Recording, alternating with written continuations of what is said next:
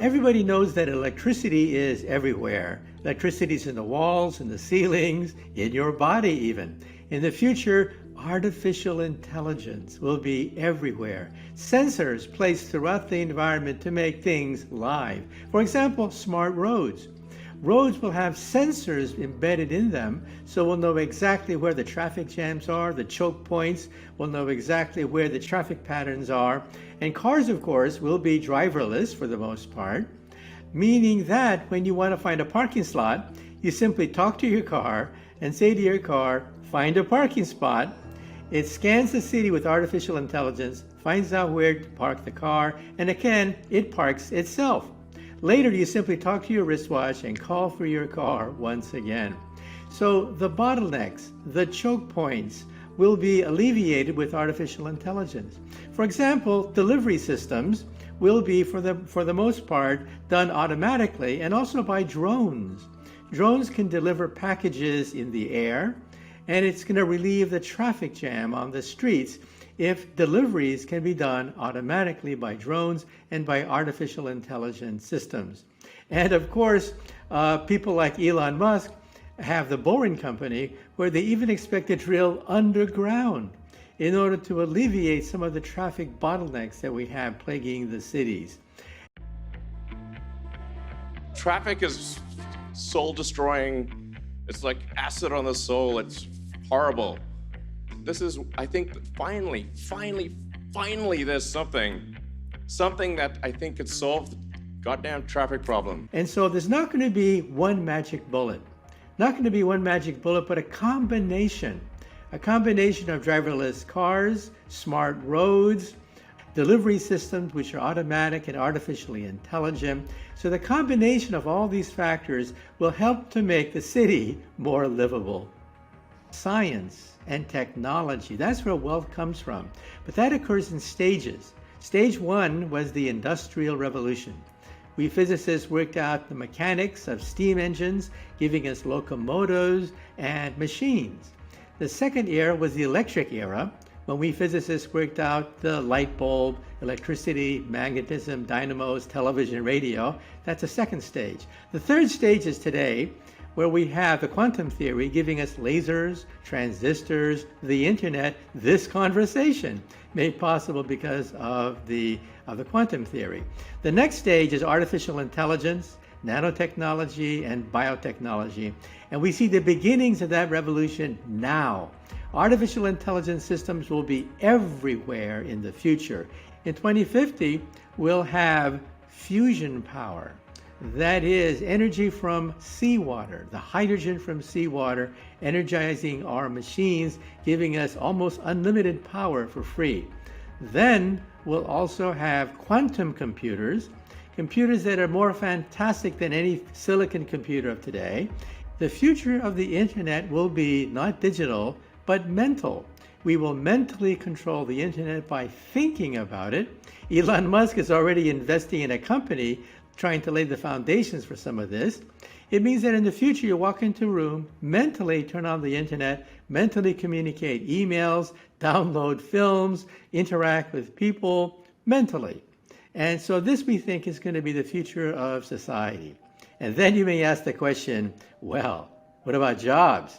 What are people going to do with all these wondrous technologies everywhere? Well, there are three kinds of jobs that are not going to be replaced by artificial intelligence. N-O-T, not going to be replaced. First is jobs involving blue-collar manual dexterity, non-repetitive jobs like carpentry, like gardening, like a plumber, picking up garbage, sanitation workers. Robots can't do any of these things. Robots are adding machines that do repetitive work.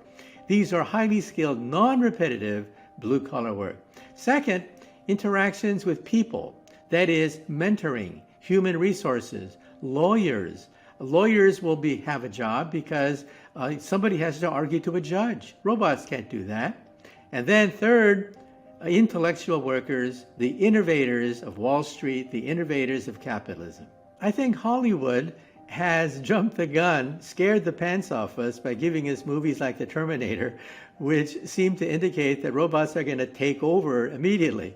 Wrong. We have to realize that robotics and artificial intelligence is just beginning to flourish. For example, our most advanced military robot, if you put them in the forest, our most advanced military robot has the intelligence of a cockroach, a bug. Even a bug can hide in the forest, find mates, find foods, find shelter. Our most advanced military robot in a forest simply falls over and can't even stand up again. However, I do believe that one day they will be as smart as a mouse, then as smart as a rat, then as smart as a rabbit, then as smart as a dog or a cat, and finally, perhaps by the end of the century, perhaps as smart as a monkey. Now, at that point, they are potentially dangerous. But again, not dangerous for many, many decades into the future, because you see, monkeys are self-aware. They know they are monkeys. Now, dogs are confused. Dogs think that we are a dog. That's why they obey us. We're the top dog, they're the underdog. They're confused. Monkeys are not confused. Monkeys know they are not human. And so when robots become that intelligent, again, maybe 100 years into the future, I think we should put a chip in their brain to shut them off if they have murderous thoughts. Digital immortality is something that is actually achievable within a few decades.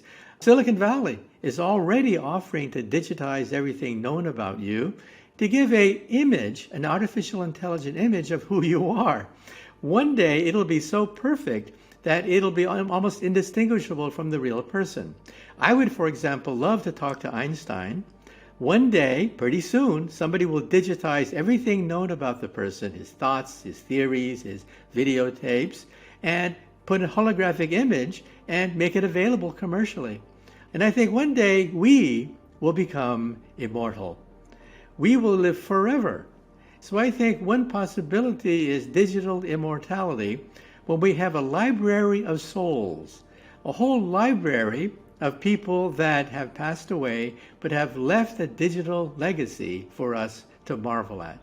Well, when I was a child learning world history, we learned a concept called the sick man of Asia. The sick man of Asia were the Chinese and Indian masses, millions and millions upon them that were at near starvation levels. Well, today we don't talk about that anymore. We talk about China and India being potential superpowers. What happened? What happened was that these peasants gradually became educated. And being educated, they could create value. They could create hardware, machines, factories, goods, and services because they were educated. And that's the power of the mind. If you can educate people, instead of becoming a drain on society, they become an asset to society. When you talk about education, I personally believe that our educational system does a pretty good job of training young people to live and flourish in the year 1950. Now, the only problem is we don't live in 1950 anymore, but our educational system is well suited to live in that world which no longer exists. And so that's why I think that we should teach the curriculum for school children in a way that brings them up to the future. The future belongs to the educated, the creative, the imaginative. These are the people that are going to change history rather than simply repeat history of the past. The future does not wait for anybody.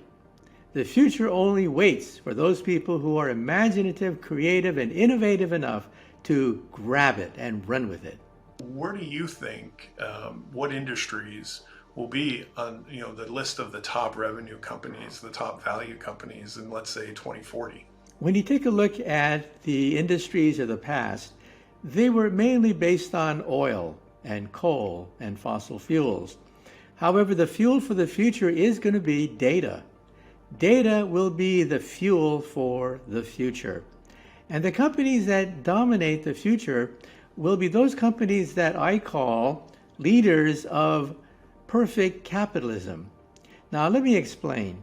Capitalism is a system whereby prices are set by supply and demand, and there's private ownership. That's it. That's called capitalism. But capitalism is imperfect. You don't know who's cheating you. You don't know what prices really are. You don't know who's deceiving you in the marketplace. Prices fluctuate.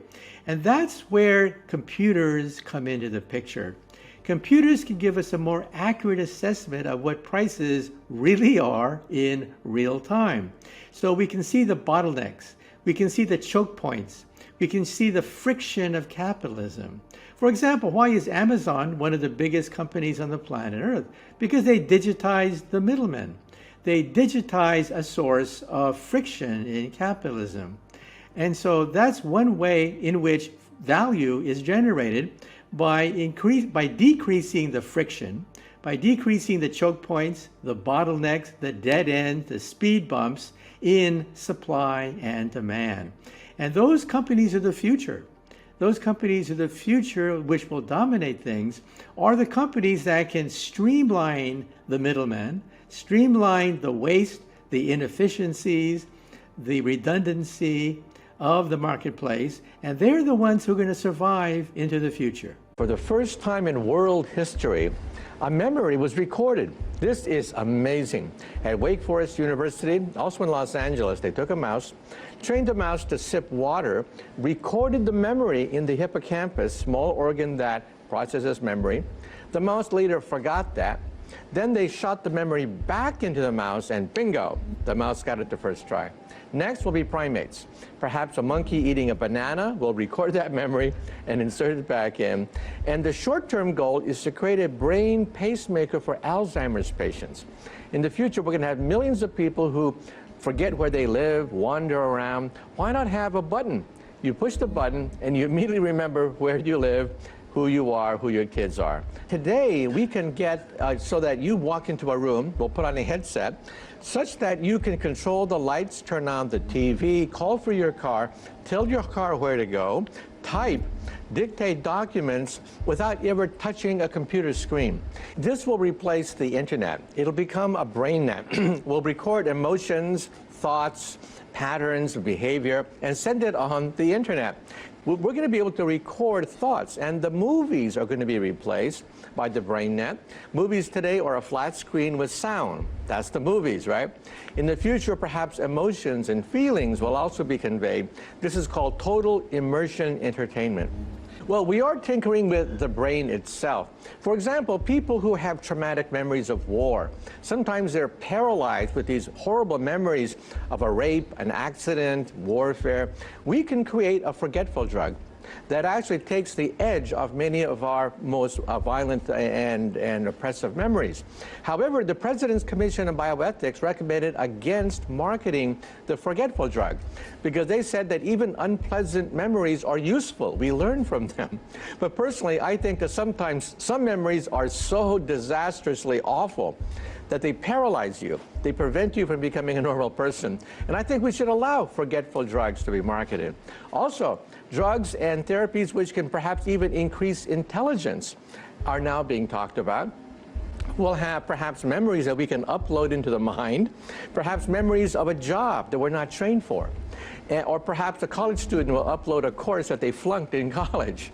We can perhaps increase our intelligence. And now we're also investigating super intelligence, photographic memory. People who memorize everything. They hear a concert, they see a landscape, they can draw the landscape, they can reproduce the entire concert on one try. How is it possible that people have that in mind? We now believe that the mind records, but the mind also forgets deliberately. These people, the forget mechanism is broken. They never forget. They have a photographic memory, and we think that some great scientists of the past had this ability, the ability to have access to powers of the mind that we cannot as mortals. The time that we're living in is the golden age for learning about the mind, that we've learned more in the last 15 years than in all of prior human history. Why? What took so long? Because only recently have we had the physics, the instruments like the MRI scans that are sensitive enough to see the blood flow of the thinking brain down to like 1/10 of a millimeter. And now we have supercomputers that can actually read these thoughts and control computers by thinking. So by thinking, we can now control mechanical arms, arms, mechanical legs. We can type. We can control thermostats, turn on the web, change the channel on a TV set, turn on the toaster. All of it just mentally. I wanted to ask you about this recent discovery about the gravitational waves that are essentially remnants of the Big Bang. Can you explain why this is such an amazing discovery? Well, we think that at the inset of the Big Bang, gravity waves that we've never seen before, dominated the Big Bang. And now we see them with our detectors in the South Pole. Einstein predicted this 98 years ago. And it took 98 years for us to see that at the inset of creation, there were, in fact, gravity waves.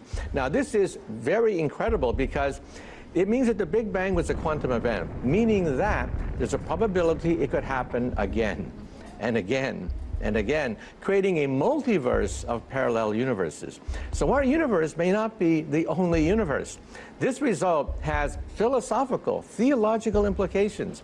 If the Big Bang happened once, as a quantum event, it can happen again. Einstein was asked a question about God, and he says there are really two kinds of God. First is the personal God, the God that answers your prayers, that smites your enemies and the Philistines.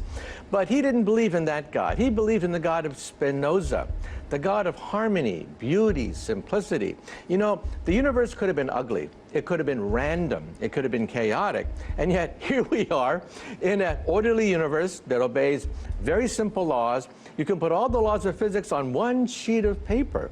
That's simplicity and elegance. And that's the God of Einstein, the God of Spinoza, the God of harmony. And that's the God that I lean toward. That is, the universe itself is so gorgeous, and it didn't have to be that way. Any technology is a double-edged sword.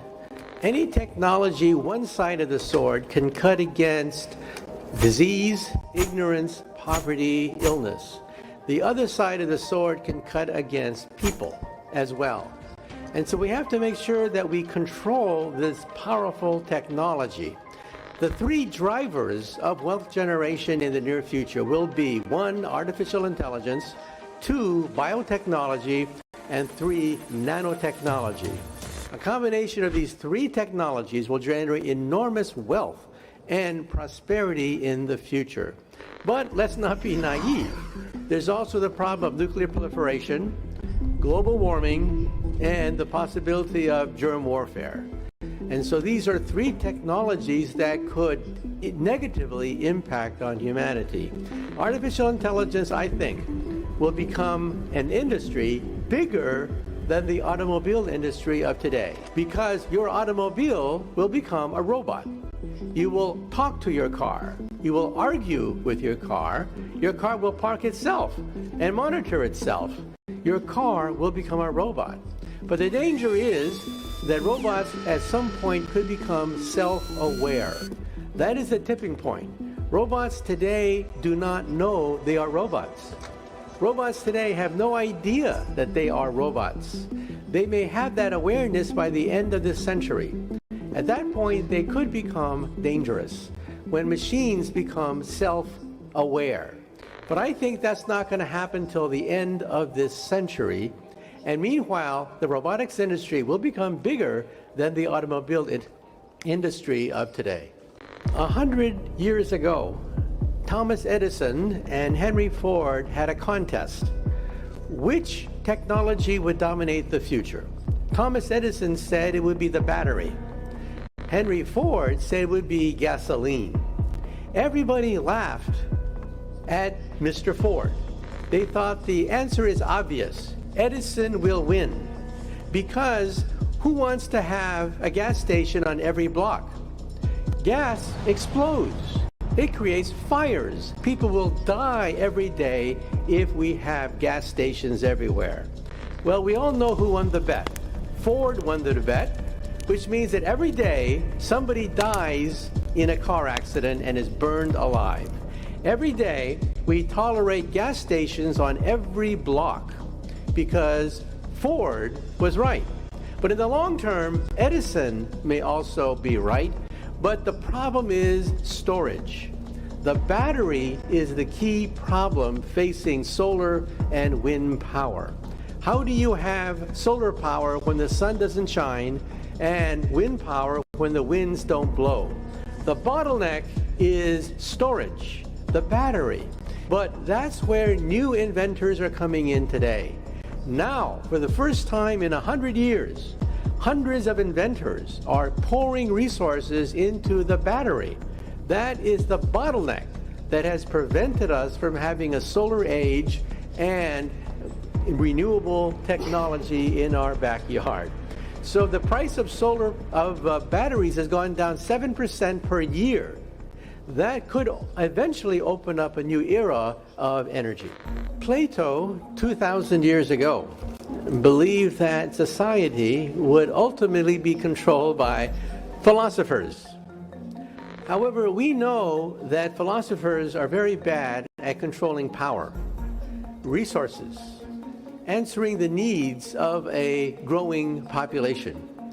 And that's why I don't think that society will be divided along those lines. But the key to the future is education. We have to educate our people so that we don't split into smaller groups that will eventually war with each other. Because technology is not going to go backwards. Technology will only go forwards. Things will become more complicated in the future. And we have to educate our people, a primary emphasis on education, so that they can meet the challenges of the future. For example, artificial intelligence. The two groups that are the main losers in artificial intelligence are A, repetitive workers, B, middlemen, college-educated middlemen. For example, stockbrokers. People can buy stocks on their wristwatch today. You don't need a stockbroker. So why do you go to a stockbroker anyway if you can buy stocks on your wristwatch? The answer is you want intellectual capital, advice, knowledge, experience, innovation, talent, foresight. That's why you go to a stockbroker. You want something that robots cannot provide, and that is intellectual capital. Capital of the mind, rather than capital of the hands. And that's why we have to educate our people so that we don't split apart into the categories that you mentioned. The world of artificial intelligence, AI, is expanding rapidly. From chatbots that help people fill out legal forms to AI programs that scour the internet for answers to complex questions, AI is becoming increasingly pervasive in our daily lives. But what happens when quantum computing gets involved?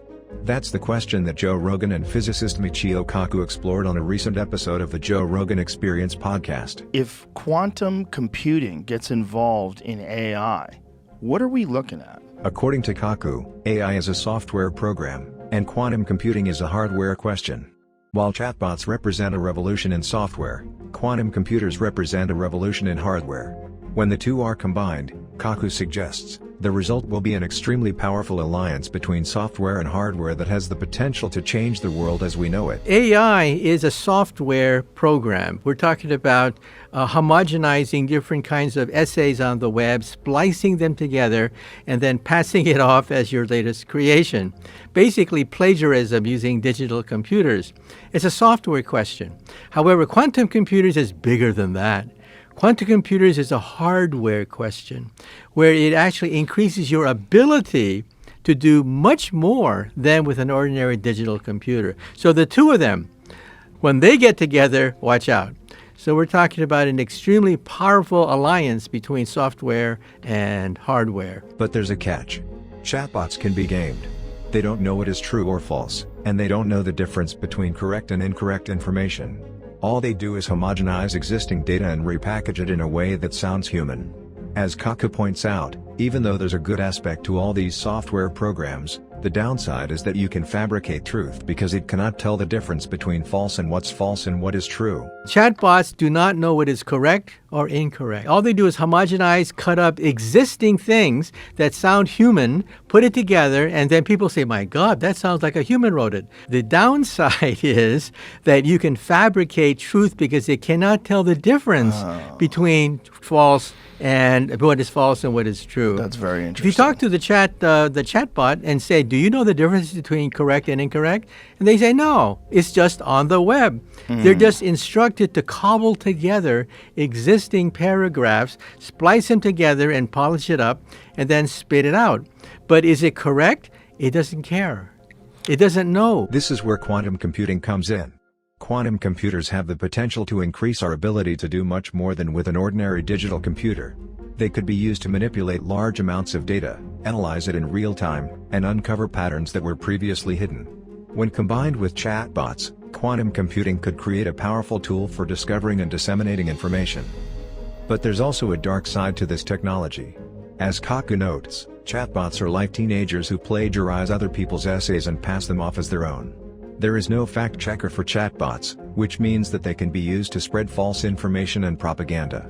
If bad actors, such as foreign governments, decide to use chatbots to spread their message, they could create an incorrect understanding of what's happening in the world. If they had some bad actors, some foreign governments that decided they were going to spread narratives as widely as possible, and ChatGPT just gathers up all this information, it could give you an incorrect understanding of what's happening in the world. Despite the potential pitfalls, Kaku believes that quantum computing and AI have the potential to change the world for the better.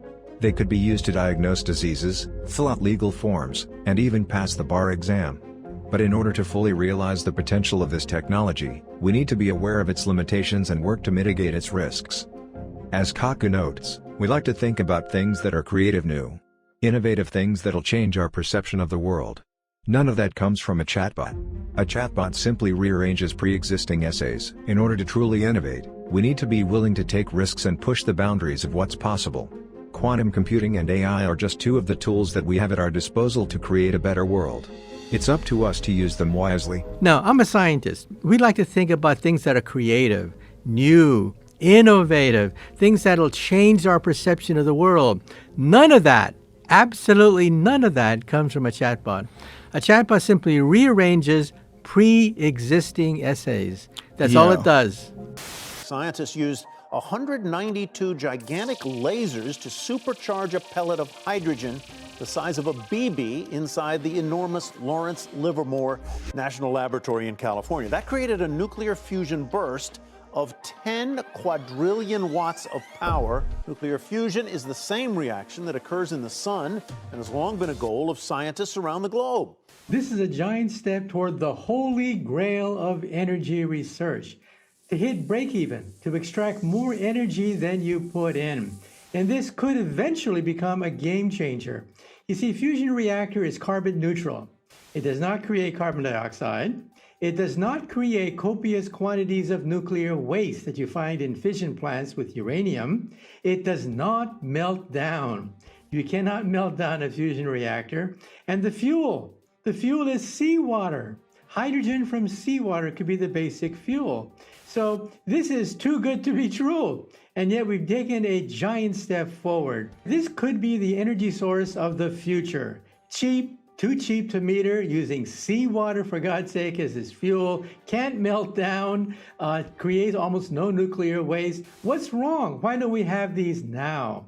Well, it turns out that when you heat hydrogen to tens of millions of degrees Fahrenheit, the temperature of the sun, things become unstable. And that's why this reaction took place over 100 trillionth of a second. Just a snap of the finger. So in other words, we want to have a continuous stream of energy, not bursts of energy like what we found here. Now, the French are also in a race.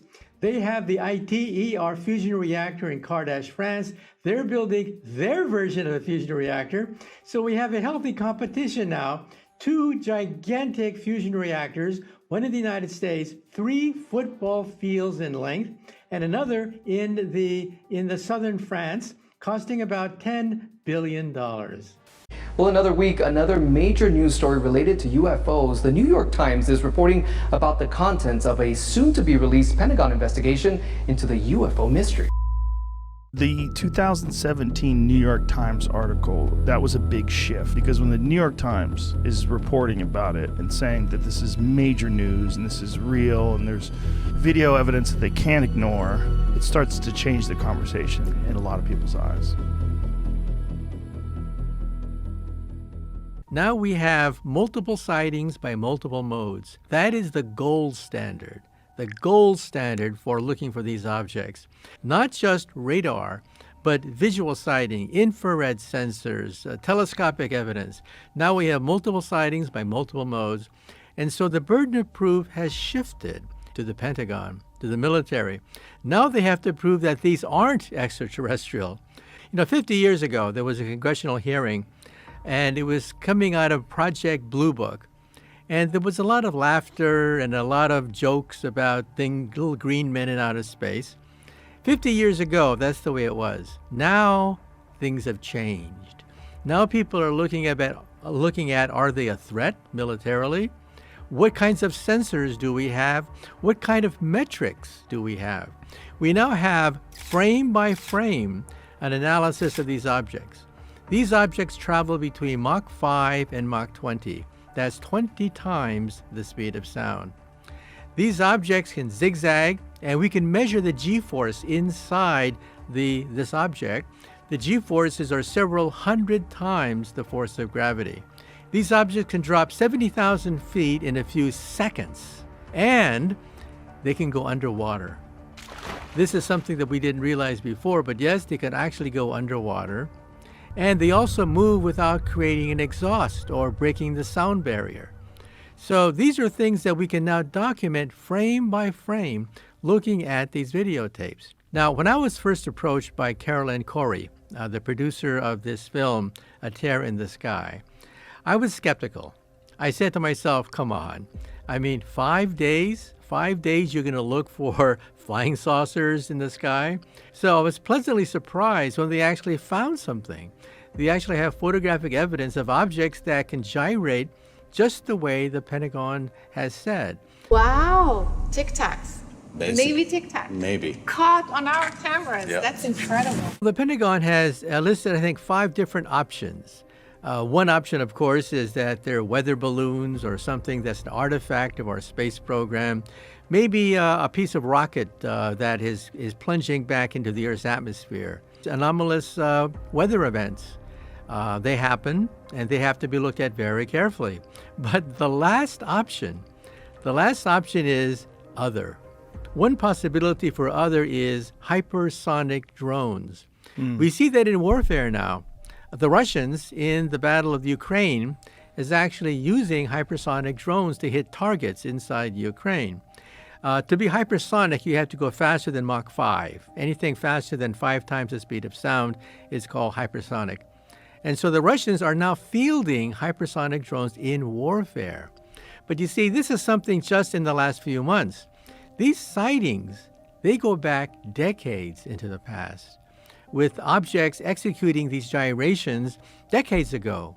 And that's why you have to take them seriously. We're talking about objects that defy the known laws of aerodynamics with a technology beyond what we have today. Whose are these things? These objects create no sonic booms. When you exceed the sound barrier, you create a gigantic boom. These objects can effortlessly break the sound barrier and not create a sonic boom. And they don't create any exhaust.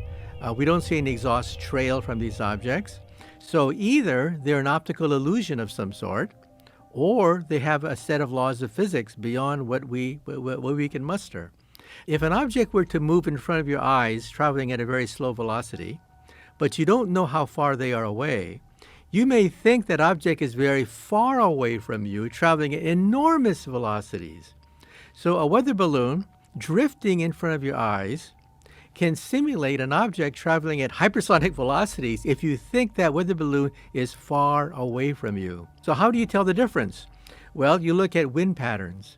It turns out that many of these sightings, these objects defy the direction of the wind. If they are weather balloons that you confuse with a flying saucer, then they would be moving with the direction of the wind. But these objects do not do that. These objects can go against the direction of the wind. Not only that, but we have multiple sightings. If an object is close to you, but you think it's far away, then it's traveling at an enormous velocity while it's actually just drifting in front of your eyes. How do you tell the difference? By having multiple sensors, radar, infrared sensors, visual sighting.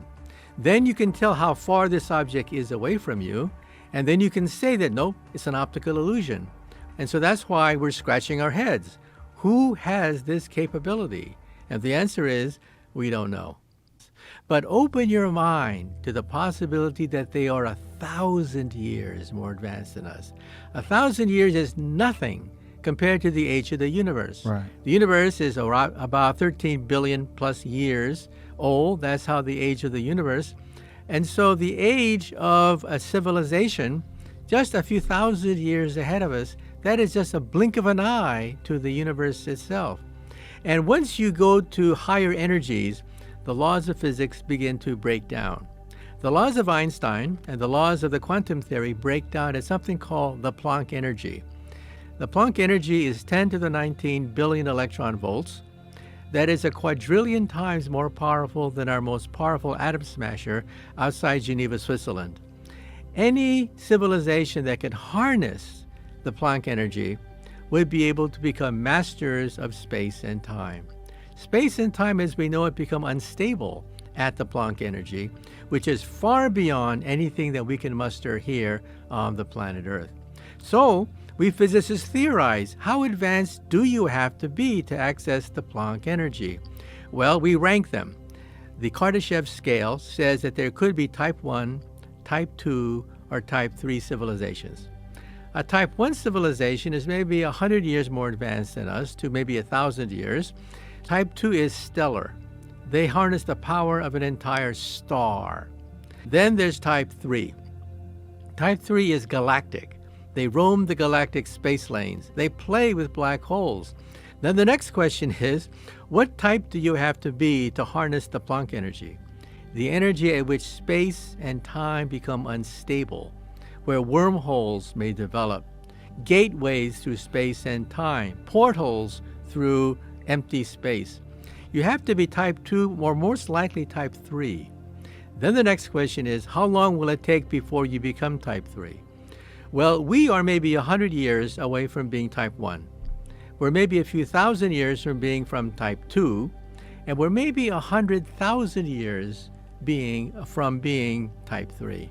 And 100,000 years is nothing on a galactic scale. The age of the universe is, as I said, over 13 billion years old. And so once a civilization reaches the Planck energy, that is a type 3 civilization, space and time become your playground.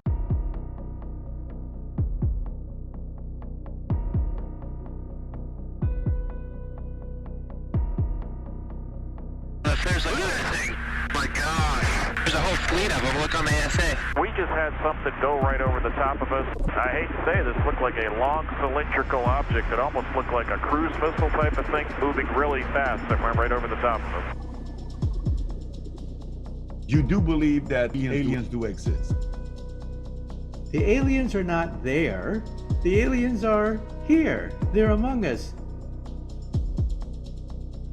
There's a group which deliberately sends signals into outer space. That's a bad idea. I get a lot of emails, and some of them say, Professor, you're wrong. You're totally wrong. The aliens are not there. The aliens are here. They're among us. And how do they know? These people claim that they've been kidnapped. They've been kidnapped by aliens, and they've been in the flying saucers. When you're walking down a forest and you meet a squirrel, do you go down to the squirrels and talk to it? Well, maybe initially, hey, hi, squirrel, but eventually you get bored because the squirrel has nothing to say to you. If we are the squirrels and aliens from outer space land on the Earth, what do we have to offer them? Shakespeare? Well, maybe they don't understand English. What do we have to offer them? Gold? Gold means nothing to them. In fact, gold is rather a useless metal for an advanced civilization. What do they want? To eat us? We're not going to be made out of the same DNA. They're not going to want to eat us or mate with us or do anything with our genome. We're totally different from them. So I think for the most part, they'll leave us alone. They'll say, oh, nice squirrel, and leave us alone. You do believe that aliens do exist. That's a check, right? Yeah, that's a check. There's a group called the METI Project, which deliberately sends signals into outer space saying, here we are, here's what we're like, this is what we can do, and visit us sometime. I think that's a bad idea because we don't know what their intentions are. Maybe they've been scanning us. Maybe they know pretty much what our technological development level is. They know a lot about us, our language, our culture. They're pretty advanced. But for the most part, we're not interesting to them. But one day, if we advertise our existence and reveal how much we have, resources, minerals, perhaps things that are of value to an alien civilization. So I think for the most part, it's a bad idea to advertise our existence to aliens in outer space. In other words, maybe we're off the radar. Let's keep it that way for a while. I think aliens probably have more important things to worry about, because if you are a person walking in a forest, there are lots of forest animals out there. Some forest animals are probably more interesting than squirrels. And so I think there's a lot more interesting things for them to be preoccupied with. And so I think for the most part, we should lie low. You know, we've analyzed 4,000 planets so far, 4,000. Of which roughly 20% seem to be Earth-like. Now that expanded to the galaxy means that there are billions of Earth-like planets, maybe a little bit bigger than the Earth, but billions of Earth-like planets out there. To assume that we're the only one, I think, is the height of arrogance. Many of my friends, you know, they're all physicists. When you talk aliens to them, their eyes kind of like roll up into the heavens and they start to shake their heads. That's the giggle factor. That whenever you talk to them about that. And why do they giggle? They say the distance between stars is so great, it would take hundreds, thousands of years for them to reach us. But you see, that assumes they are 100 years ahead of us. And of course, 100 years ahead of us, a civilization like that cannot reach the Earth. But for the moment, think of what could happen if they are 1,000,000 years ahead of us.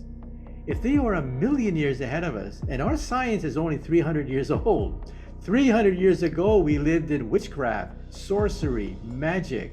That's where we were 300 years ago. If they're 1,000,000 years ahead of us, which is a blink of an eye, because the universe is 13.8 billion years old, then think that their understanding of the laws of physics would be completely different from our understanding of the laws of physics. You see, our understanding of the laws of physics break down at the instant of creation, the Big Bang, and the center of a black hole. We don't know anything about the center of a black hole or the instant of creation. New laws of physics open up, perhaps wormholes, gateways that allow us to go faster than the speed of light. And so get rid of all your prejudices that they can't reach us because they're only 100 years ahead of us. If they're 1,000,000 years ahead of us, new laws of physics begin to open up.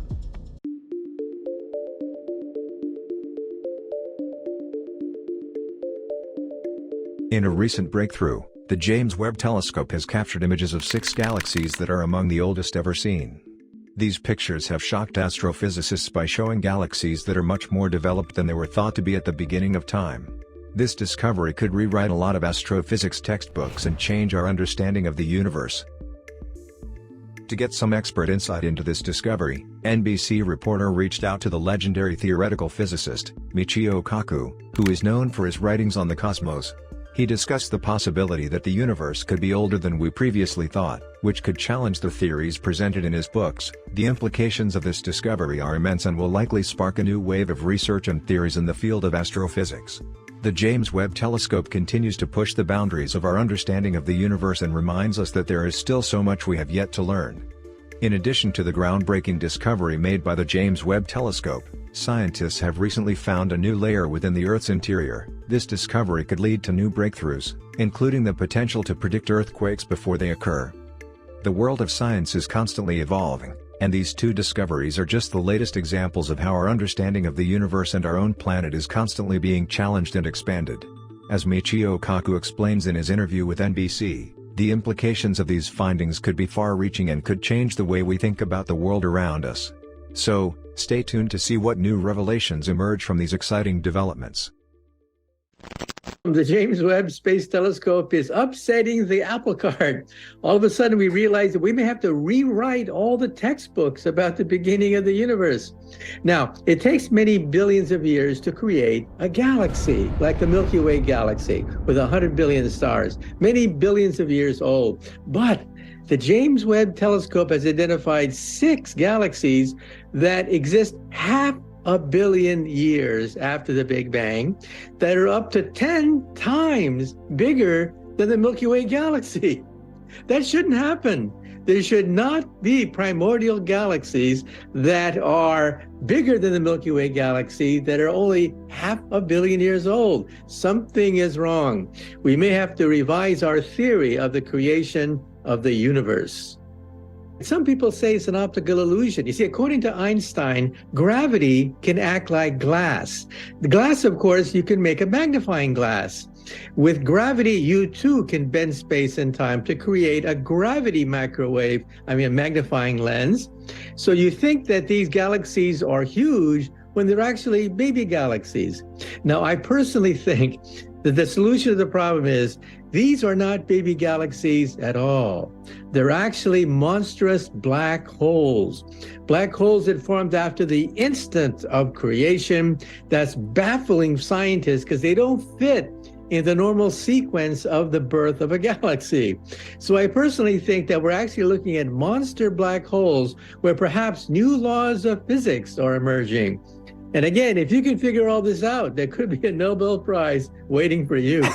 You're saying that these galaxies, these 6 galaxies that look kind of like galaxies are actually black holes? That's one theory, because we think that at the center of our own Milky Way galaxy, there is a raging black hole that is 2 to 3 million times more massive than our sun. In fact, we now believe that at the center of almost every galaxy in the universe, there's a monstrous black hole that could be millions to billions of times more massive than our own sun. Apparently, we just discovered that there's a 5th layer of our planet deep inside of Earth's core. What kind of knowledge do you think that could potentially unlock?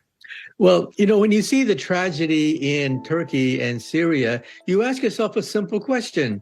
Why don't we know what's underneath our feet? We've been to the moon, we've been to Mars, our probes have gone past Jupiter. How come we don't know what's at the center of the Earth? Well, here is a clue. Think of a sonogram. A sonogram shoots vibrations into the womb of a pregnant woman. The vibrations then create echoes that can be analyzed to create a picture of the unborn child. Well, we can now think about sonogramming the Earth. An earthquake generates all sorts of vibrations that echo, ricochet inside the Earth, allowing us to recreate an image of the center of the Earth. And we find some enormously interesting things. We find, for example, that the core of the Earth spins, but the crust of the Earth can spin in the opposite direction. So these layers underneath our own feet can actually rotate in opposite directions. And we used to think there were 4 layers, like the crust and the mantle, 4 layers inside the Earth.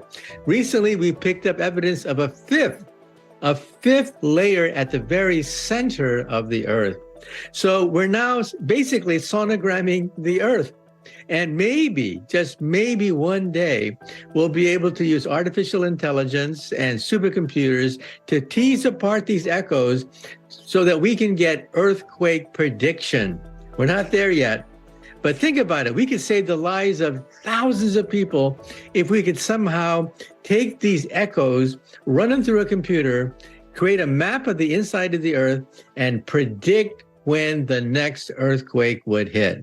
We physicists have actually tried to describe civilizations thousands, millions of years ahead of us, and we categorize them by energy. A type 1 civilization is a civilization that controls planetary power. They control the weather, earthquakes, volcanoes, they can modify them. Anything earthbound, they have the energy to control. That's type 1. Type 2 civilization controls the energy of the sun directly. They harness the solar flares. They energize the entire solar system because they control the sun. That's type 2. Type 3 is galactic. They roam the galactic space lanes. They've colonized the entire galaxy. Black holes, stars, supernovas, they roam the entire galaxy. Now, on this scale of energy, what are we? Are we type 1 that control the weather, volcanoes, earthquakes? Are we type 2 that control solar flares and the energy of the entire sun? Are we type 3 that roam the galactic space lanes? No, we're type 0. We get our energy from oil and coal. That's dead plants. We're type 0. But we are about 100 years from becoming type 1. What is the internet? The internet is the first type 1 technology to fall into this century. It is a planetary technology, the internet. What about the language of type 1? Well, on the internet already, English and Mandarin Chinese are the two most popular languages on the internet. What about culture? We're seeing the beginning of planetary sports with the Olympics and with soccer. We see the beginning of a planetary music, youth culture, youth music, rap music, rock and roll. We're seeing the beginning of a type 1 culture and fashion, Gucci, Chanel. So we're beginning to see the beginning of a type 1 civilization right in front of us. But that's the danger. The most dangerous transition is between type 0 to type 1. Why? Because if we're type 0, we have all the savagery, all the brutality of our past. We came from the swamp just 300 years ago. 300 years ago, there was only magic, superstition, inquisitions, torture. That's the way it was just 300 years ago. And now we're headed toward type 1. Every time I open the newspaper, I see the beginning of the birth of a type 1 civilization, a planetary civilization. Look at the pandemic. It's a planetary pandemic, but how did we deal with it? Globally. Globally, we did it, and we're conquering it now. That was impossible just 100 years ago during the 1918 Spanish flu outbreak. Now we can actually control outbreaks like this. So we're seeing the birth of a type 1 civilization, but it's dangerous because we now have nuclear weapons. We have the ability to create designer germs. We have the ability to alter the weather with global warming. So it's not clear whether we're going to make the transition from type 0 to type 1, but this is the greatest transition in human history. We are privileged to be alive to see this transition from type 0 to type 1. Before we become type 1, we have all the savagery of type 0. We came from the swamp. Think about it. Think of what life was like just a few hundred years ago. A life expectancy, for example, something as simple as that, was 30 years of age for most of human history. We lived in a savage, barbaric past, just struggling to stay alive. And of course, having enemies was a very convenient way to keep the masses happy and contented. Look at the Roman Empire. Many attempts were made to try to create a civilization, but they all failed. Why did they fail? Because there was not enough wealth to go around. Poverty, sickness, disease. But now we have the Industrial Revolution, the Electric Revolution, the Computer Revolution, giving us enough wealth that we don't have to constantly fight for it. And the question is, can we negotiate this transition to type 1? If we can, we're talking about an age of Aquarius. By the time we're type 2, by the way, we are immortal. Nothing known to science can destroy a type 2 civilization. Meteors can be deflected, asteroids can be blown up, weather can be modified, no more global warming problems. Even the sun, even if the sun explodes, they can leave the sun and colonize another star system. So by the time you're type 2, you are immortal. The danger is, the most dangerous period is between type 0 to type 1, because we still have all the savagery of the past. All of biology can be explained in the language of chemistry. All of chemistry can be explained in the language of physics. But all of physics can be explained in the language of relativity, like the Big Bang, and the quantum theory, which gives us transistors and lasers and the internet. The goal is to merge these two great theories to create an equation, 1 inch long maybe, that would allow us to unravel the universe itself. That's the holy grail the holy grail of science. We are all born scientists. When we're born, we want to know why the sun shines. We want to know where we come from. But then we hit the greatest destroyer of scientists known to science. The greatest destroyer of scientists is junior high school. Because in junior high school, that's when scientists made boring, memorization, lists of names and facts and figures you're never going to use anyway, that are totally irrelevant. Because, science is based on principles, concepts, physical pictures. That's what drives science, like evolution, like relativity, like Newton's laws.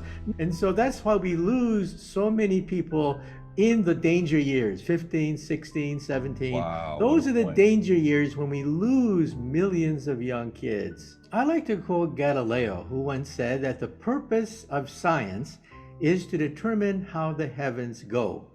But the purpose of religion is to determine how to go to heaven, how the heavens go, how the planets move, how the galaxy moves, how to be a good person, how to obey the laws and help your neighbors. But as long as we keep these two things relatively separate, they are complementary. So I don't see any contradiction between the two. What do you think happens when we die?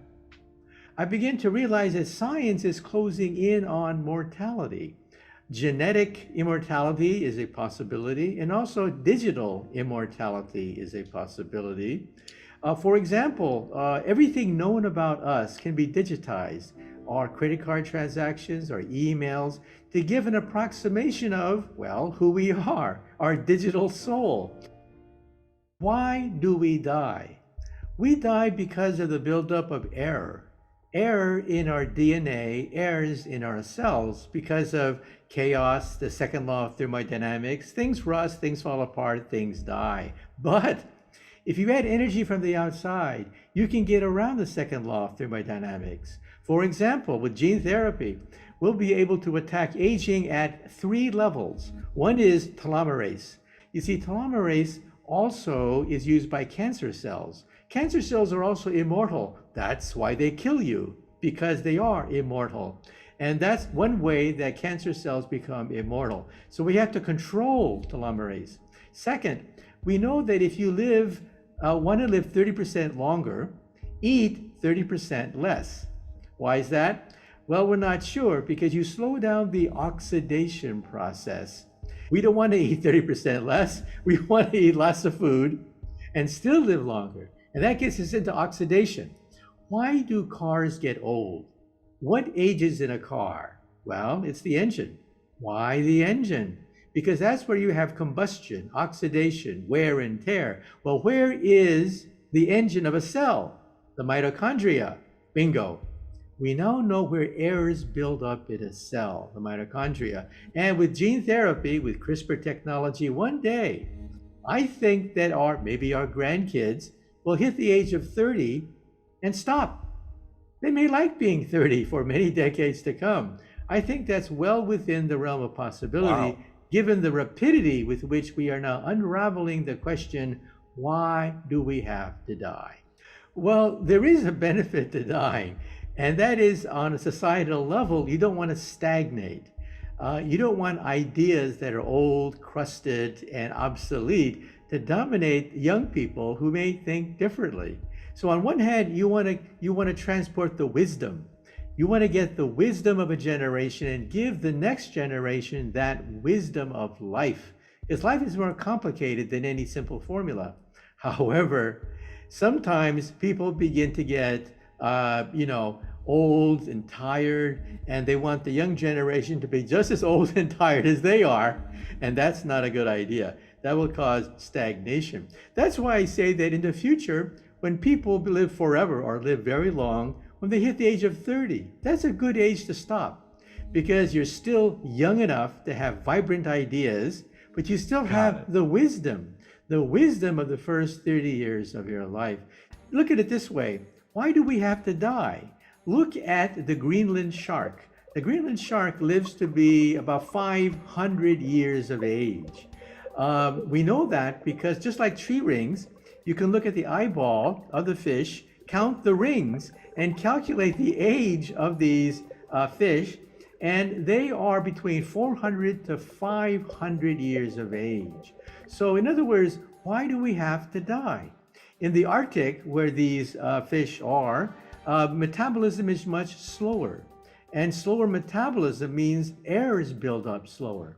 And again, that's what aging is, the buildup of genetic and cellular mistakes. They build up, cells get sluggish, they eventually die as a consequence. But in worms, for example, we can actually double their lifespan.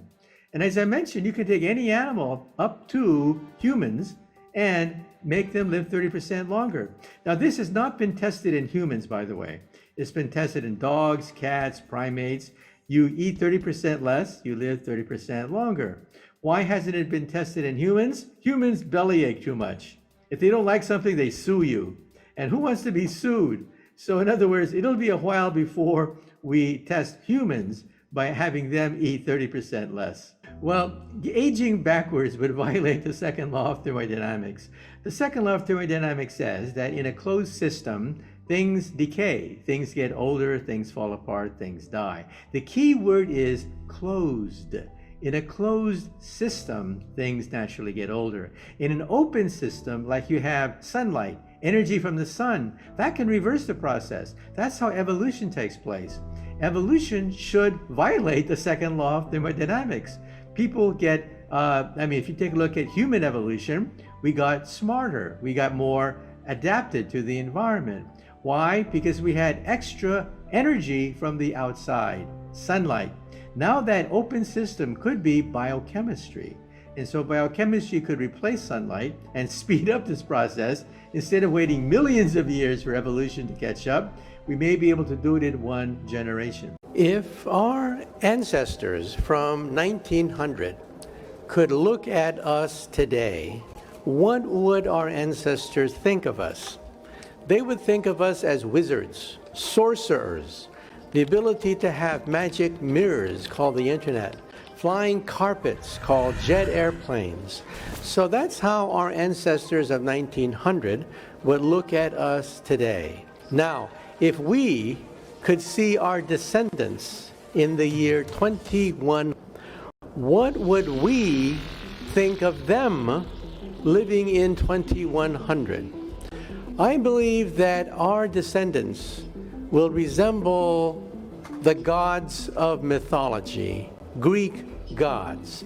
For example, Venus had a perfect body and was immortal. Already in medicine, we are not just tackling diseases, but we are enhancing and perfecting the human body and also isolating the genes which control the aging process.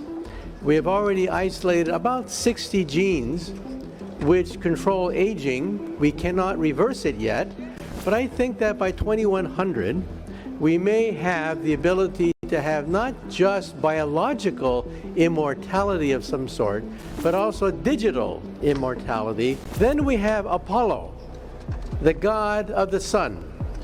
We will have solar power cheaper than fossil fuel technology of today because of revolutionary developments in batteries and storage. And we will also have fusion power. Already we believe that within 15, 20 years, we could have the first operating fusion reactor in southern France. And so we will have the power of the sun, Apollo, the god of the sun.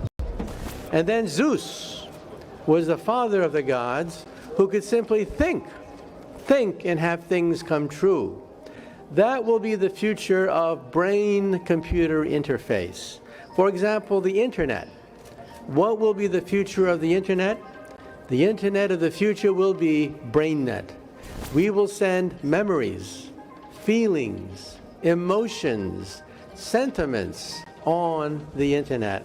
Essentially, if you have a whole brain interface, everything that's encoded in memory, you could upload. You could basically store your memories as a backup. In the future, you will be able to save and replay memories. And ultimately, you could potentially download them into a new body or into a robot body. I'm confident that long-term, it will be possible to restore somebody's full body motion. The future is going to be weird. Already in animals, We can now send the first memories in mice and now in monkeys on the internet.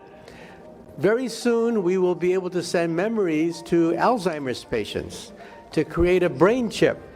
There was talk of curing blindness by implanting the link in the visual cortex, treating mental health conditions like depression, anxiety, and addiction, and connecting your brain and uploading it into a robot. You will push the button and memories come flooding into your hippocampus. Our goal is to solve important spine and brain problems. And so that is the internet of the future, when we send emotions, feelings, thoughts on the internet, and this is going to change everything. Entertainment, for example, will no longer be based on television or the movies.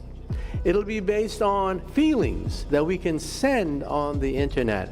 For example, when silent movies made the transition to talkies, that changed entertainment when we had movies that could talk.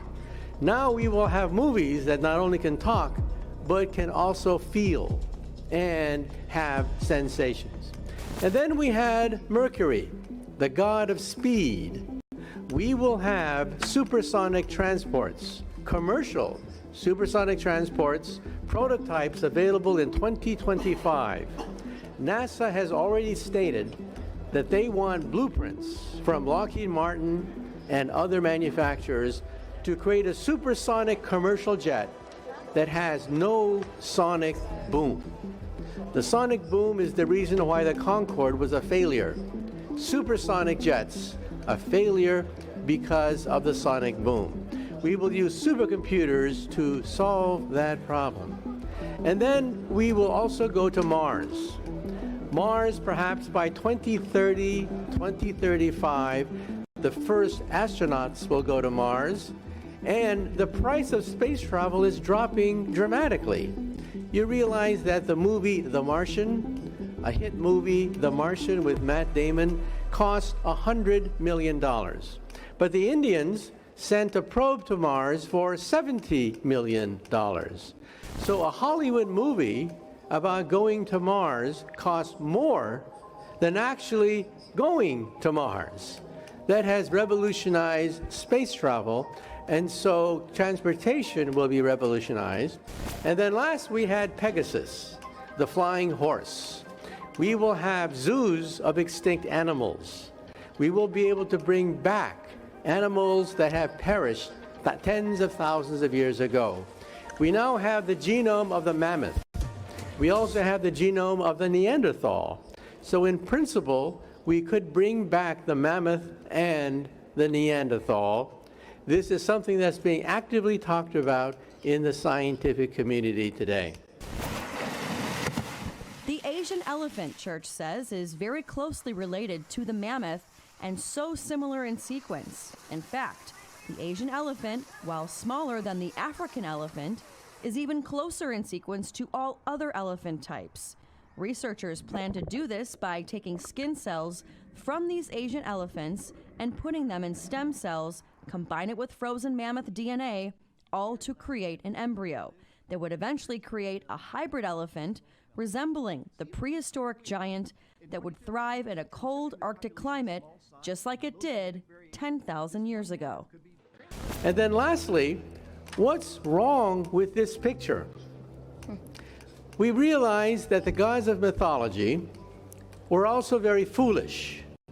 They spent most of their time making tricks on each other and creating problems. What we need is wisdom, the wisdom of Solomon. And that is going to be extremely rare in the future. But there is hope. And the hope is that the internet spreads democracy. The more people are educated, the more empowered they are. And that creates more democracy. And democracies rarely war with other democracies. Think of every war you had to memorize since you were a child. Every single war. They've always been between dictators, between kings, queens, emperors, but never between two major democracies. And so the hope is, as we spread democracy around the world, as we spread the internet around the world, then wars, we will still have them, but wars will be diminished in the future. And so the hope is that we will also have the wisdom of Solomon to go with the power of the gods of mythology.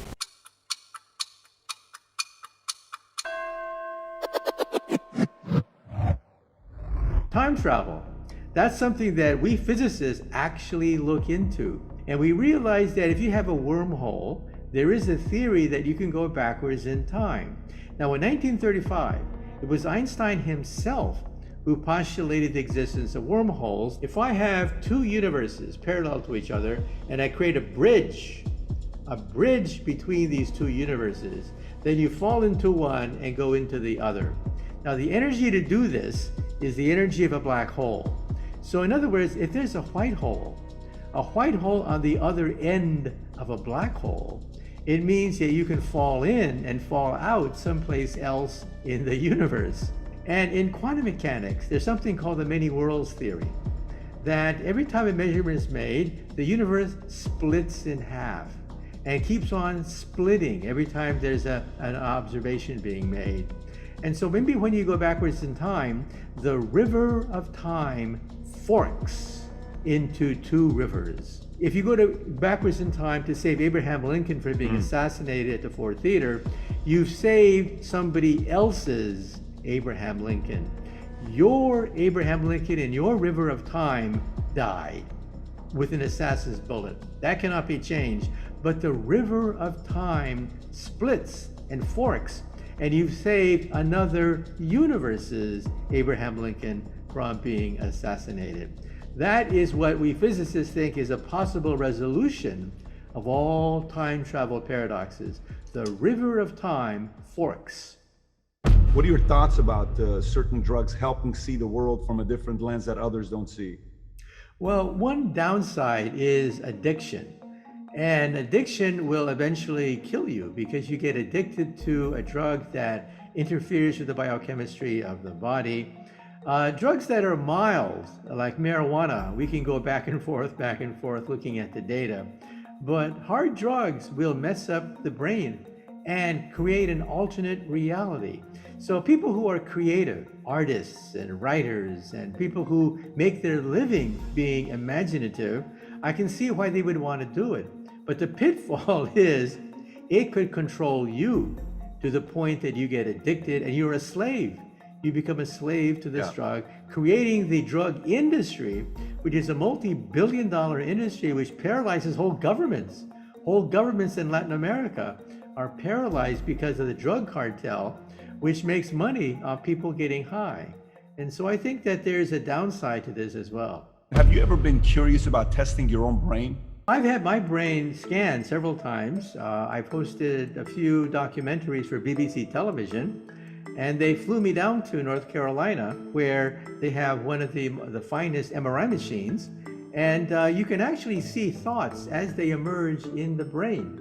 You can actually see centers of the brain light up like a Christmas tree, and so many of the secrets of the brain are being revealed. For example, the back of the brain is the so-called reptilian brain. It's the brain of hunger, balance, aggression, the brain that a snake would have in the back of the brain, or an alligator. The center of the brain is more or less the monkey brain, the limbic brain, the brain of social structures. That is the brain of how to defer to your elders, how to be kind to people. The brain that involves pack mentality. That's the center of the brain. And then the question is, what are we? What separates us from the animals? What separates us from the animals is the front of the brain, the prefrontal cortex. And so what does it do? What separates us from the animals? The front of the brain is a time machine. It daydreams. It constantly conjures up images of imagined futures. For example, let's do an experiment. Go home tonight and talk to your dog and teach your dog the meaning of tomorrow. Very simple. Teach your dog the meaning of tomorrow. You can't. It's impossible because animals live in the present. Their prefrontal cortex is not fully developed. They don't imagine the future. And that's what separates humans from animals. We live in the future. Brain scans constantly show that when somebody is daydreaming about the future, they're actually accessing the past memories, and then altering it to create alternate futures. That's how we recall images. If you brain scan an animal, you find out that they don't think about the past, they don't think about the future, they only think about the present. So that's what separates humans from animals. Humans live in the future. We constantly daydream, plot, scheme. We're constantly thinking, what can I do? What does that mean? Why is he saying this? We're constantly thinking about gossip, about alternate futures. What if I did? What if I did this? What if I did that? That's called humanity. That's why we differ from the animals, because if you read the mind of an animal, all they're worried about is, where's lunch? Where's dinner? That's pretty much it when you brain scan an animal. Let me say about the next 5 to 10 years, the internet will be everywhere and nowhere. Even in your contact lens, you simply blink and you will be online. And who were the first people to buy internet contact lenses? College students studying for final examinations. They will blink and see all the answers to my exam right there. And think about it, on a blind date, your date says that he's single, he's rich, he's unattached, but your contact lens says, nope, he's married, he's a loser, he has 3 wives to support. So it can be very handy having that. And then for energy, we will have fusion power. In 2 years' time, in France, there will be an announcement that for the first time we've captured the power of the sun on the earth, that we have break-even, that we can create as much energy as we put into it. What's the energy source? Seawater. Seawater, the hydrogen from seawater can be burned in a fusion reactor to give us unlimited energy, energy from the stars on the earth. And then in your living room, we will have the ability to detect cancer years before a tumor forms. A blood test, a simple blood test is now available commercially to detect 50 types of cancer in your blood. In the future, it'll be your saliva. In the future, it'll be your toilet in your bathroom. Your bodily fluids will be analyzed quietly and tell you that you will have cancer in 5-10 years. In other words, the word tumor could disappear from our language. We may no longer say tumor anymore. That's how fast biotechnology is moving, that one day we will treat cancer like the common cold. That is, we can't cure it, too many forms of the common cold, too many forms of cancer, but it won't kill anyone in the future. And so we're talking about a bright future where intelligence, the internet, is everywhere and nowhere. Within 50 years, the word digital will disappear from the English language because computers will be part neural. We will connect the computer to the living brain. So we will have telepathy. We will think, turn on the internet, turn on the lights, move objects, dictate manuscripts mentally. This means that the internet will become BrainNet. We will telepathically communicate with the people of the world. We will record memories. We will record emotions on the internet. This means that the movies, television will become obsolete because the movies, television have no emotions, they have no feelings, but that's what the BrainNet will give you. The ability to feel what other people are feeling, to communicate mentally with other people. So in other words, BrainNet is going to revolutionize the internet. The next level of the internet will be when the human mind is connected to the computer. And then what about the computer itself? The computer itself, the digital computer, will become junk. We will go to quantum computers. I'm a physicist. We physicists know that the quantum theory is what governs the atom. And we will create computers that compute on atoms. These are the ultimate computers. Computers that will make digital computers obsolete. Quantum computers. And what can we do with it? Perhaps cure incurable diseases. Because quantum computers can work at the quantum level, at the level of viruses, bacteria, at the level of diseases, and we'll be able to cure Alzheimer's, cure Parkinson's, cure forms of cancer, because these are going to be at the molecular level. And so we're talking about a whole new era. And then, once we conquer these diseases, there's a possibility of immortality. That is, living beyond our years. Two types of immortality. One is digital immortality, where we are digitized, and that digitized image lives forever. We are doing it now. Every time a teenager makes a stupid prank on the internet, it's recorded forever. It's part of your biography, all the stupid things you did as a child. In the future, all of that will create an avatar that looks like you, talks like you, has your memories. You will live forever on the internet. I would love to talk to Einstein. One day he will be digitized. I would love to sit down and talk to Einstein, find out what he was thinking about for all these years, his dreams, his hopes. One day we will be digitized. We will talk to our descendants. Realize that when you go back to your family tree, how far does it go back? Maybe 2 generations. After 2 generations, your family tree disappears in the sand. Nothing left of them. Now you will live forever in a digitized form as an avatar. And then we will have biological immortality. Why do we die?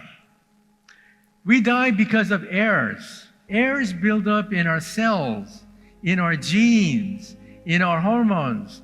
These error buildup is why we die. But now with genetic engineering, we can dream of the possibility of correcting these mistakes, correcting the errors that develop in our genome, and that means perhaps extending the human lifespan. There is always a danger that technology can bite us back. Every time we invent a new invention, like a bow and arrow can be used to kill food so that we can eat. But bows and arrows can also be used to kill people. So there's always that danger. But I think that the internet has a moral direction, because what does the internet bring us? Knowledge, enlightenment, other people's point of view. That means that we can unleash the powers of democracy. People have a voice. They didn't have a voice before. Democracy thrives when people have a voice, and that's what the internet brings. So I disagree with people who says that technology is neutral. Yes, technology can be used to kill, but in the larger sweep of history, technology brings empowerment. People who are powerless become empowered in the future, and that is irreversible, an irreversible march of history. So I think that technology brings enlightenment. It brings understanding between people and lessens the fires of war. I think we will always have wars because we will have disagreements, but the intensity and the ferocity of war, I think, will be decreased because the internet brings empowerment. Empowerment brings democracy. It is possible that we could go backwards because, of course, we have nuclear weapons. We have designer germs that can wipe out whole populations. we have global warming. But the point is that yes, we can go backwards, but I think the march of history is forward. I have the privilege of being able to interact with top scientists, and every time I talk to these scientists, I ask them the question. I ask them the question of all questions.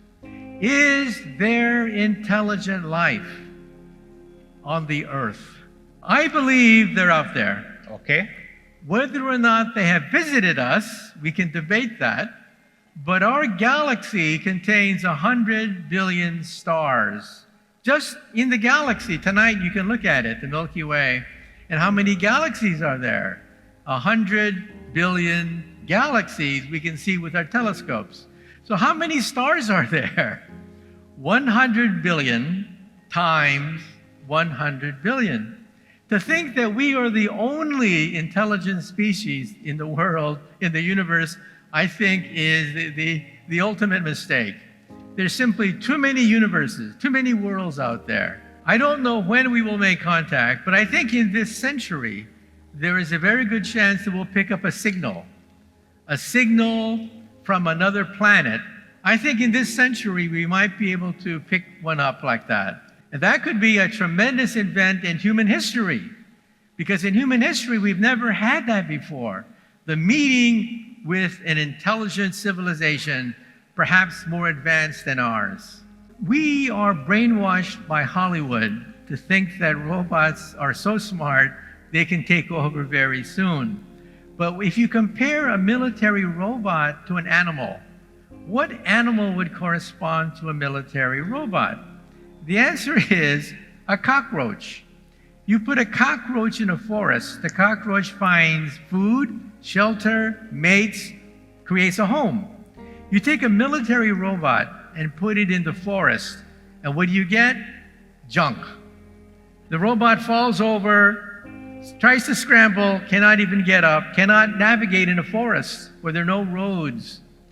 But eventually they will become as smart as a mouse, then as smart as a rat, then as smart as a cat, a dog, and maybe as smart as a monkey. At that point, they're dangerous because monkeys are self-aware. They know they're not humans. Now, dogs are confused. Dogs think that we are a dog. We're the top dog. They're the underdog. That's why dogs get confused. Monkeys are not confused. Monkeys know they are monkeys. At that point, they are potentially dangerous. So at that point, maybe 100 years from now, who knows, we should put a chip in their brain to shut them off if they have murderous thoughts. But then the question is, what happens if they're so smart, they remove that chip, maybe 200 years from now? At that point, I don't know. If they become that intelligent, I think maybe we should think about merging with them. Remember, this is way in the future. People will democratically decide and vote whether or not to absorb the technology of our robots and become superhuman. And remember that being superhuman may not be such a bad thing. We can explore the universe, thrive on different planets, create colonies throughout the universe if we have a superhuman body, if we decide to merge with our creations rather than fight them for dominance. When I was a young man learning history for the first time, we learned about the sick man of Asia. The sick man of Asia was China and India. Too many poor people, too many mouths to feed. They will always be poor. Wrong. What happens when you educate them? When you educate these people, all of a sudden, instead of creating a minus, you create a plus. They create wealth, not consume wealth. And that's what's happening in areas around the world. Education, empowerment of young people reverses the poverty that goes back thousands of years. And then what creates wealth? How do you get wealth? Well, a politician says that wealth comes from taxes. You tax Peter to pay Paul. But that's a zero-sum game. Somebody wins, somebody loses. You talk to an economist, where does wealth come from? And the economist says, print money. But if you print money, eventually money becomes worthless. I say wealth comes from science and technology. From the steam engine, to the light bulb, to the motor, to the dynamo, to nuclear weapons, to the computers of today, all of it was driven by science. And that's what I think the museum should emphasize. Where does wealth come from? It doesn't come from printing money, doesn't come from taxes, it comes from innovation, science, and technology. I think that the cities of today are where the jobs are. Economic activity is what drives people from the countryside into the urban areas, because that's where you get a paycheck. That's where economic activity takes place. But as long as that economic activity is concentrated in such a small area, it means that the population soars, and that creates congestion, pollution, problems, and all sorts of things. So there are several possible solutions to that. One of them is to go underground, to build layers of the cities not on top of each other, but below each other into the soil. That's a possibility. But I think that another possibility is to distribute jobs elsewhere. Jobs do not have to be located in cities, but that's why we have these megalopolies, because that's where wealth is. That's where economic activity is. But I think we can disperse that so that it's not concentrated in certain areas that are just too dense. There was one moment that changed my entire life. What happened was the great scientist had just died. This was Albert Einstein. I'll never forget, a picture was flashed on the evening news in all the newspapers. It was a picture of his desk. And the caption said something like, "This is the unfinished manuscript of the greatest scientist of our time." What was so hard that he could not finish this one problem? And it was the theory of everything. Einstein wanted an equation 1 inch long that would allow us to, quote, read the mind of God. What could be so hard that the greatest scientist of our life couldn't finish it? So I said to myself, I want to be part of this mission. I want to be part of this grand journey to complete this theory of everything. So when I talk to young people today, I see that same moment, that epiphany, when they buy their first telescope. They get their first astronomy book, that really energetic glow that they have, saying that, wow, the universe is incredible, it's beautiful. So we're born scientists. We're born scientists until we hit the greatest destroyer of scientists known to science.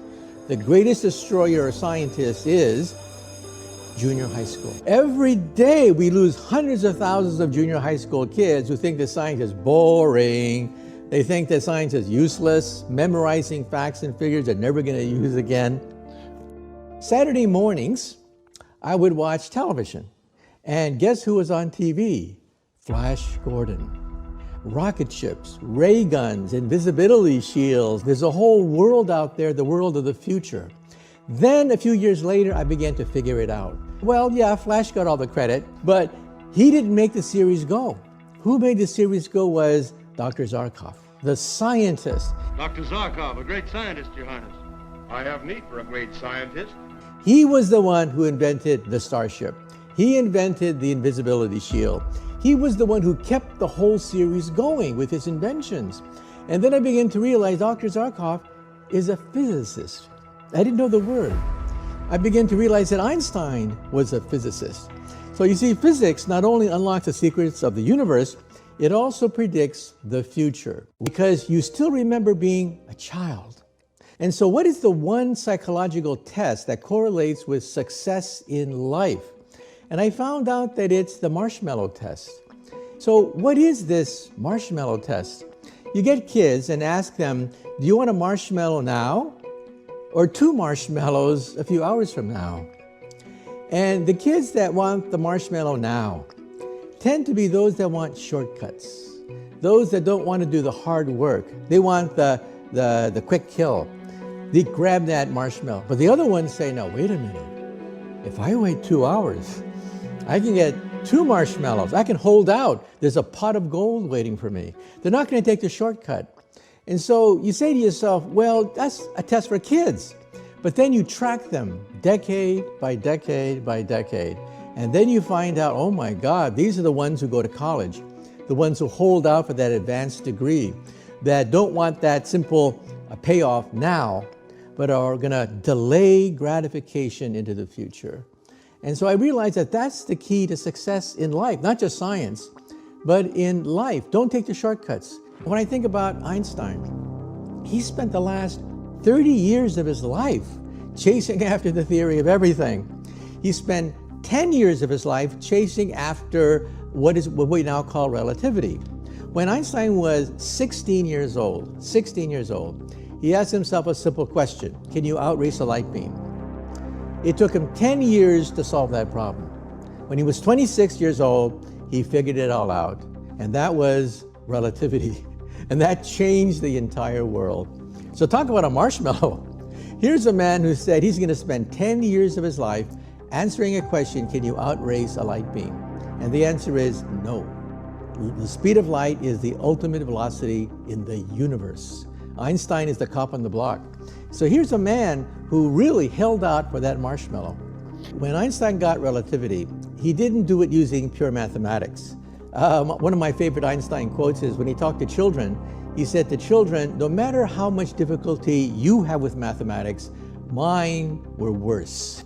So what was it that drove Einstein? It was a picture. He had a picture of himself being 16 years old, running neck and neck with a light beam. What would light look like if you could race right next to it? And then when he got general relativity, he had another picture that is like a trampoline net, gravity being nothing but the bending of space and time as a fabric. But on his third try, that is to get a theory of everything, he failed because he had no picture.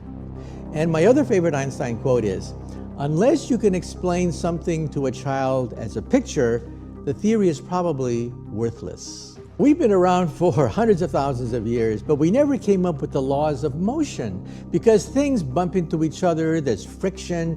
It's complicated the way things move. But on an ice skating rink, it's pure, it's pristine. All the secondary frictions are eliminated. And that's the arena of Isaac Newton. Isaac Newton's 3 laws of motion are staring you right in the face every time you go ice skating.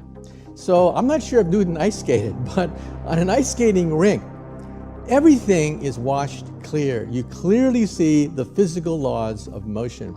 And that's why when Einstein comes along and goes beyond Isaac Newton, Einstein starts with clocks, rockets, meter sticks. So he starts with things that you can see and touch, a physical picture. And so all great ideas come from a picture. For Newton, it was this arena. You know, Shakespeare said that we're all actors on a stage. We make our entrances and exits. We're all actors on the stage of life. That's the Newtonian idea, that the stage of life is static and we make our entrances and exits. That's the Newtonian idea. Einstein comes along and says, not so fast. The stage is warped. The stage can have trapdoors. When you walk along the stage of life, you think there's a force moving you left and right because the stage is uneven. That's the theory of gravity. So all of it can be explained in this very simple arena. Now with string theory, we think there could be trapdoors in the stage of life, wormholes. We think there could be all sorts of bizarre things that don't exist in the ordinary Newtonian idea. And that gets us into cosmology and the Big Bang. So we see that all great ideas come from very simple physical pictures.